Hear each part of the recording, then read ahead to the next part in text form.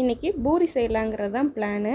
அதனால் கோதுமை மாவு, உப்பு, ஒரு 2 டீஸ்பூன் ரவை போட்டு இதை நம்ம சப்பாத்தி மாவு மாதிரி நல்லா சாஃப்டாக பிணைஞ்சு வச்சுக்கலாம். அதை குட்டி குட்டி உருண்டைகளாக நான் உருட்டி வச்சுக்கிட்டேன். பூரி போடுறதுக்கு இதை நான் நல்லா சன்னமாக தேய்ச்சி வச்சுக்கிட்டேன். எண்ணெயை நல்லா கொதிக்க வச்சுட்டு அதுக்கப்புறம் பூரி சுட ஸ்டார்ட் பண்ணலாம். எண்ணெய் நல்லா கொதிச்சா மட்டும்தான் பூரி இந்த மாதிரி புசு புசுன்னு உப்பி வரும். ரவை போட்டிருக்கனால இது ஹோட்டல் டேஸ்ட்லேயே நல்லாயிருக்கும்.